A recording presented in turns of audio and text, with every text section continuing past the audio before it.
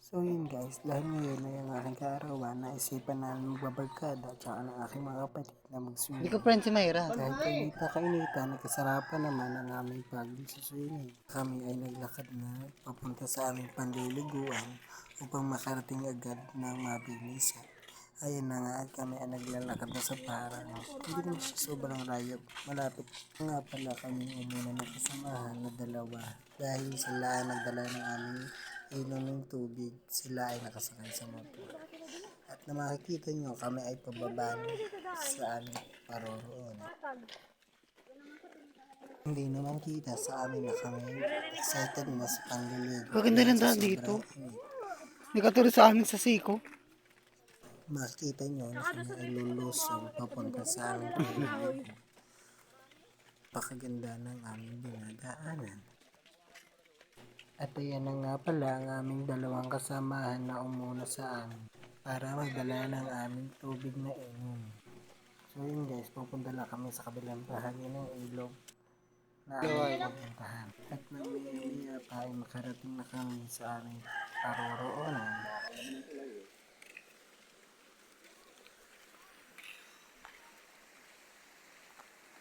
Tarik na tarik kami ay gumaot na. Ganda. Para makapagbabad sa tubig na malamig. At kahit kainitan, kami ay kumaor para kami ay malamig-lamig na kahit papaano. May tao pala eh. Nakita niyo naman na sobrang init ng aming dinaanan.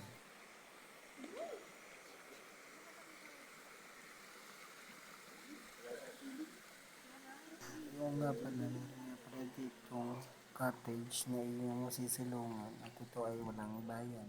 Free lamang po. Ito nyo yan. Tinatanong niya kung madaming tao. Yoy! Malalim oh. Yun ang malalim. Meron dito Yan na, lubog. ang bata na pwede, at meron din ang matanda na medyo malalim. At meron din mga isda dito na maliliit. Ang sarap manghuli ng mga isda.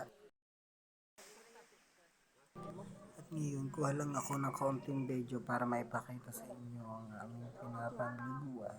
O diba, napakalinaw ng tubig. Libreng-libre pa.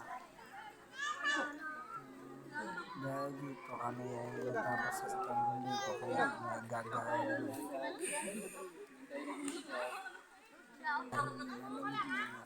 Kaya kami ay aahon na pabalik sa amin.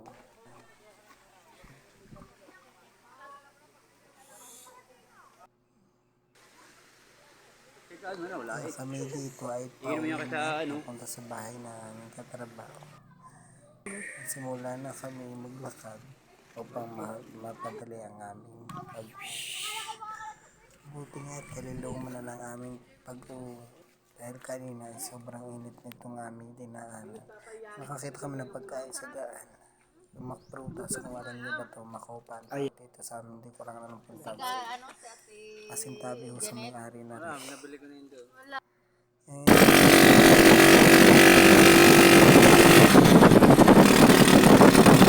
Goodbye.